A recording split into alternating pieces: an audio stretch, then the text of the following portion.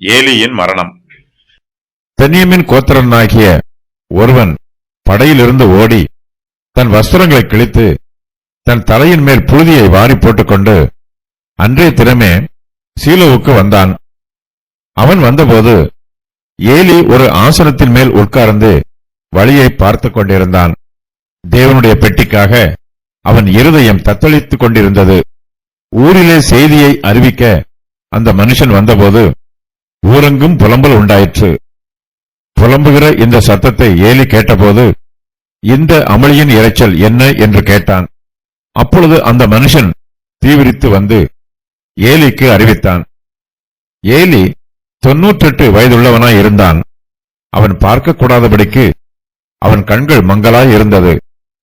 அந்த மனுஷன் ஏலியை பார்த்து, படையிலிருந்து வந்தவன் நான் தான். இன்றுதான் படையிலிருந்து ஓடி வந்தேன் என்றான்.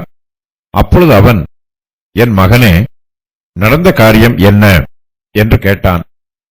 செய்து கொண்டு வந்தவன் பிரதியுத்தரமாக, இஸ்ரவேலர் பெலிஸ்தருக்கு முன்பாக முறிந்தோடி போனார்கள்.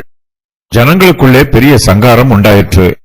உம்முடைய குமாரனாகிய ஓப்னி, பினகாஸ் என்னும் இருவரும் இறந்து போனார்கள். தேவனுடைய பெட்டியும் பிடிபட்டு போயிற்று என்றான்.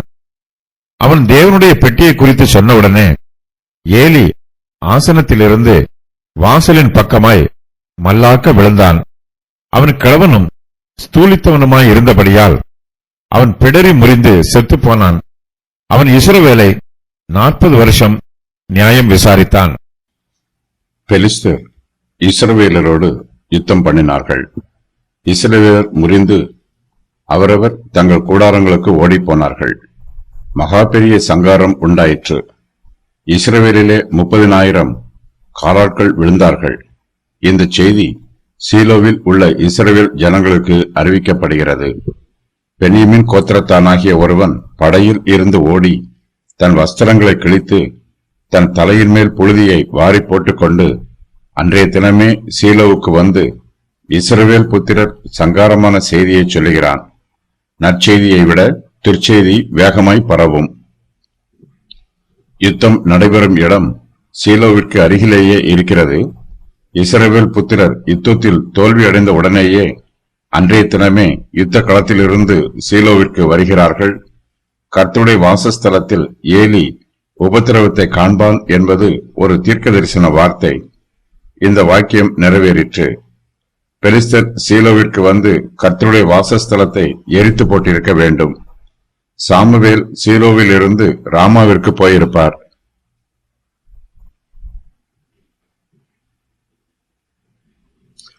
செய்தியை சொன்னவன் பென்யமீன் கோத்திரத்தான். இந்த மனுஷன் இஸ்ரவேலின் முதலாவது ராஜாவாகிய சவுலாக இருக்க வேண்டும் என்று வேத பண்டிதர்களில் சிலர் சொல்லுகிறார்கள்.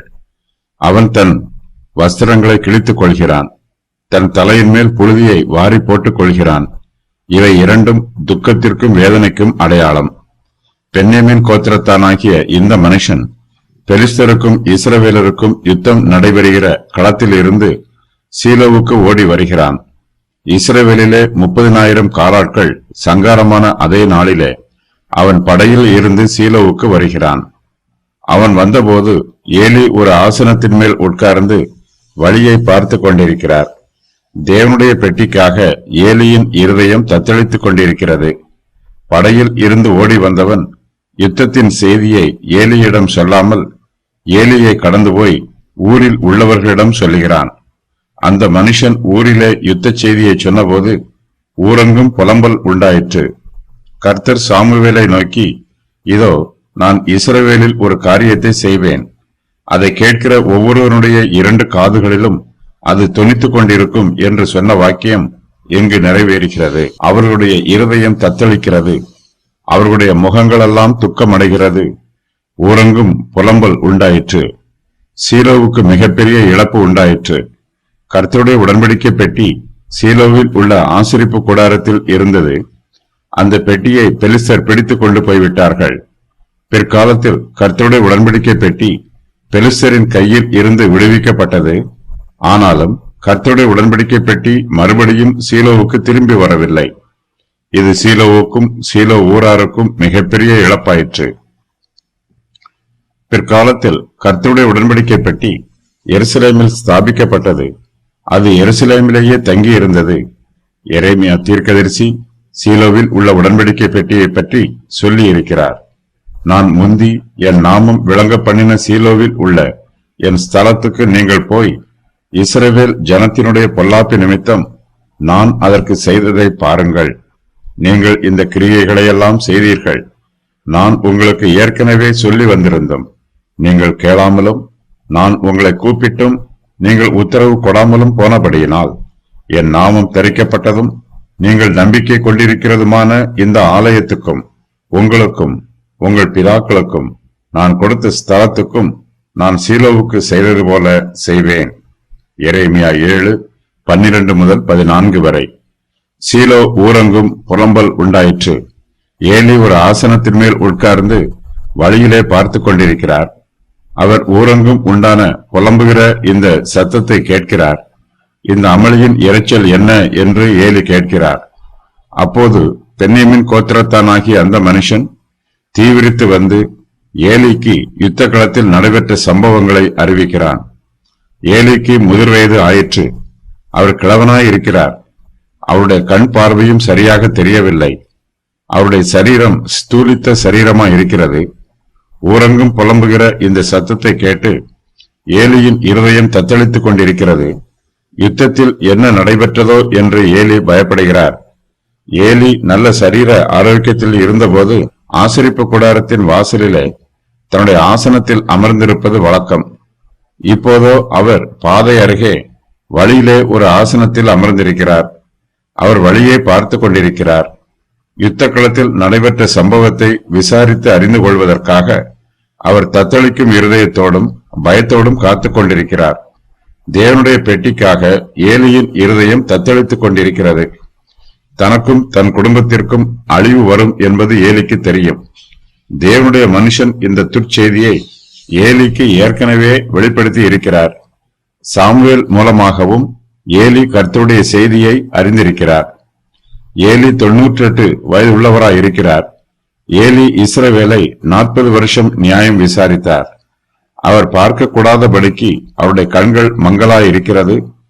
ஊரங்கும் புலம்புகிற இந்த சத்தத்தை ஏலி கேட்டபோது படையில் இருந்து வந்த அந்த மனுஷன் ஏலியை பார்த்து, படையில் இருந்து வந்தவன் நான் தான், இன்றுதான் படையில் இருந்து ஓடி வந்தேன் என்று சொல்லுகிறான். அப்பொழுது ஏலி அவனிடம், என் மகனே, நடந்த காரியம் என்ன என்று கேட்கிறார். ஏலி ஒரு கெட்ட செய்தியை எதிர்பார்த்து கொண்டிருக்கிறார்.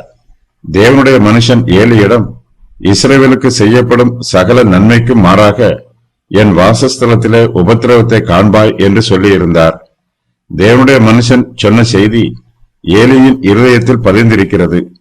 தேவனுடைய மனுஷன் சொன்ன பிரகாரமாக ஏலி கர்த்தருடைய வாசஸ்தலத்திலே ஒரு சத்துருவாக்கிய உபத்திரவத்தை எதிர்பார்க்கிறார்.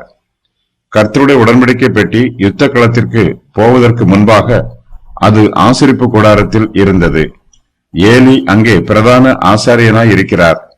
இஸ்ரவேல் புத்திரர் சீலோவில் இருக்கிற உடன்படிக்கை பெட்டியை யுத்த களத்திற்கு கொண்டு போக வேண்டும் என்று சொன்னபோது ஏலி அவர்களுடைய விண்ணப்பத்தை மறுத்திருக்க வேண்டும். தன்னுடைய அதிகாரத்தை அவர் சரியான முறையில் பயன்படுத்தி கர்த்தருடைய பெட்டியை பாதுகாத்திருக்க வேண்டும். ஆனால் ஏலி தன்னுடைய கடமையை செய்ய தவறிவிட்டார். ஆகையினால் தேவனுடைய பெட்டிக்காக ஏலியின் இருதயம் தத்தளித்துக் கொண்டிருக்கிறது. விசுவாசிகள் தங்களுடைய சொந்த காரியங்களை விட கர்த்தருடைய ஊழியத்திற்கு முக்கியத்துவம் கொடுக்க வேண்டும். உலக பிரகாரமான காரியங்கள் நம்முடைய இருதயத்திற்கு அருகாமையில் இருப்பதற்கு பதிலாக ஆவிக்குரிய காரியங்களே நம்முடைய இருதயத்திற்கு அருகாமையில் இருக்க வேண்டும். உலக சிநேகம் தேவனுக்கு விரோதமான பகை. நாம் கர்த்தரை விட எந்த மனுஷரையோ அல்லது எந்த பொருளையோ அதிகமாய் நேசிக்க கூடாது. கர்த்தருடைய உடன்படிக்கை பெட்டி பாதுகாப்பாக இல்லை என்றால் நமக்கும் பாதுகாப்பு இல்லை. ஏலி பார்க்கக்கூடாதபடிக்கு அவருடைய கண்கள் மங்கலாயிருக்கிறது. ஆனாலும் அவருடைய செவிகள் தெளிவாக கேட்கிறது. ஊரங்கும் புலம்புகிற சத்தத்தை ஏலி கேட்கிறார். அவர்கள் கண்ணீர் சிந்துவதை ஏலியால் பார்க்க முடியவில்லை. ஆனாலும் ஊரங்கும் புலம்பல் உண்டாவதை அவரால் கேட்க முடிகிறது. இது புலம்பலின் சத்தம் என்பதை ஏலி அறிந்து கொள்கிறார். அப்பொழுது செய்தி கொண்டு வந்தவன் ஏலிக்கு பிரதியுத்தரமாக, இஸ்ரவேலர் பெலிஸ்தருக்கு முன்பாக முறிந்து ஓடிப்போனார்கள். ஜனங்களுக்குள்ளே பெரிய சங்காரம் உண்டாயிற்று. உம்முடைய குமாரராகிய ஓப்னி பினகாஸ் என்னும் இருவரும் இறந்து போனார்கள். தேவனுடைய பெட்டியும் பிடிபட்டு போயிற்று என்று சொல்லுகிறான். 1 சாமுவேல் 2:31 முதல் 34 வரை உள்ள வசனங்களில் கூறப்பட்ட தீர்க்க தரிசன வாக்கியங்களை கேள்விப்பட்ட நாளில் இருந்து ஏலி தன்னுடைய குமாரரின் மரணத்தை எதிர்பார்த்துக் கொண்டிருக்கிறார். ஜலப்பிரளயத்திற்கு முன்பு மனுஷர் 1000 வருஷங்கள் வரையிலும் வாழ்ந்து வந்தார்கள். இதற்கு பின்பு ஜனங்களுடைய ஆயுசு நாட்கள் 500 வருஷம் 600 வருஷம் என்று குறைந்து விட்டது. அதற்கு பின்பு 200 வருஷம் 230 வருஷம் என்று மேலும் குறைந்து விட்டது. அதற்கு பிற்பட்ட காலங்களில் மனுஷருடைய ஆயுசு நாட்களில் 140 வருஷம் 205 வருஷம் என்று குறைந்து விட்டது. அதன் பின்பு 110 வருஷம் 120 வருஷம் என்று மேலும் குறைந்தது. இவ்வாறாக குறைந்து தற்போது மனுஷருடைய சராசரி ஆயுசு காலம் 80 வருஷத்திலிருந்து 100 வருஷம் வரையிலும் என்று இருக்கிறது.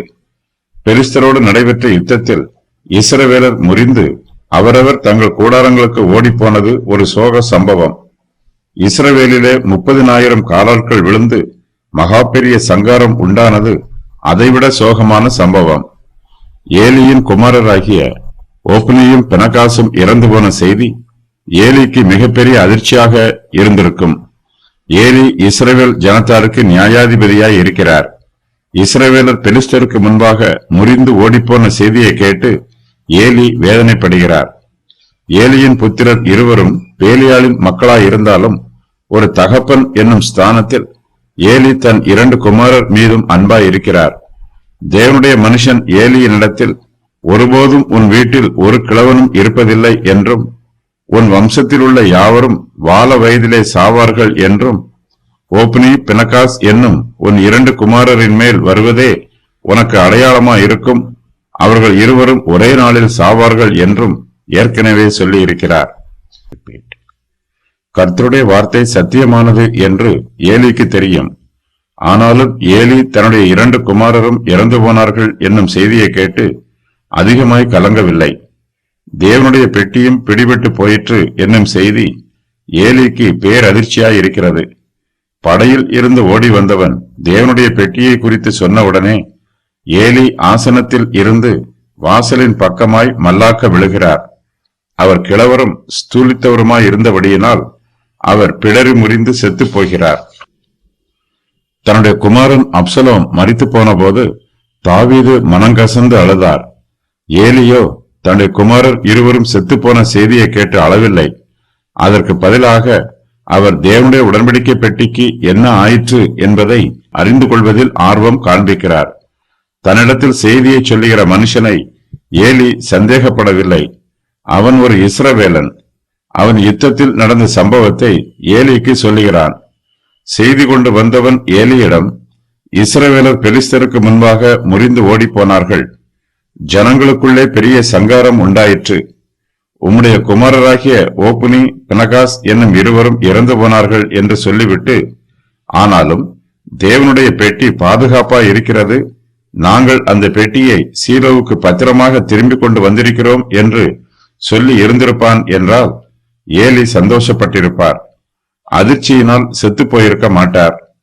யுத்தத்திலே ஏராளமானோர் செத்து போனாலும் தன்னுடைய 2 குமாரரும் அங்கே செத்து போனாலும் கர்த்தருடைய பெட்டி பாதுகாப்பாக இருக்கிறது என்பதை கேள்விப்பட்டு ஏலி ஆறுதல் அடைந்திருப்பார். ஆனால் யுத்தத்தில் அப்படிப்பட்ட சம்பவம் நடைபெறவில்லை. படையில் இருந்து செய்தி கொண்டு வந்தவன் யுத்தத்தில் நடந்த ஒவ்வொரு காரியமாக சொல்லிவிட்டு கடைசியில் தேவனுடைய பெட்டியும் பிடிபட்டு போயிற்று என்று சொல்லுகிறான்.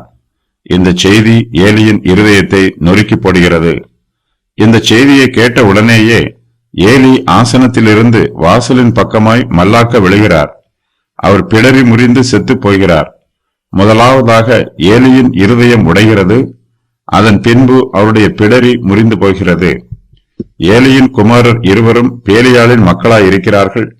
அவர்களுடைய மதியீனத்தின் நிமித்தமாயும் துன்மார்க்கத்தின் நிமித்தமாயும் ஏலிக்கும் அவருடைய குடும்பத்தாருக்கும் அழிவு உண்டாயிற்று. கர்த்தருடைய பெட்டியும் பிடிபட்டு போயிற்று. தன்னுடைய குமாரன் இருவரும் இறந்து போன செய்தியை கேட்டு ஏலி அதிர்ச்சியினால் செத்து போகவில்லை. தேவனுடைய பெட்டி பிடிபட்டு போயிற்று என்னும் செய்தியை கேட்ட உடனேயே அவர் அதிர்ச்சியினால் செத்து போகிறார். ஏலி தன்னுடைய குமாரரை ஒழுக்கமாய் வளர்த்திருந்தால், அவர்களை கண்டித்து திருத்தி இருந்தால், அவருக்கும் அவருடைய குடும்பத்திற்கும் இப்படிப்பட்ட சோகம் வந்திருக்காது.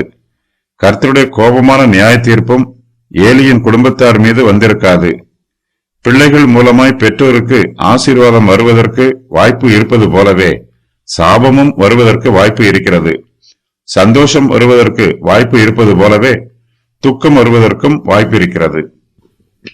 ஏலி இஸ்ரவேலை 40 வருஷம் நியாயம் விசாரித்தார். பரிசுத்த வேதாகமத்தில் 40 வருஷம் நியாயம் விசாரித்து ஆட்சி புரிந்தவர்களை பற்றி சொல்லப்பட்டிருக்கிறது. அவர்களை பற்றிய விவரம் வருமாறு: ஒத்னியேல், பாராக், தெபோராளோடு, கிதியோன், ஏலி, சாமுவேல், சவுல், தாவீது, சாலமோன், யோவாஸ்.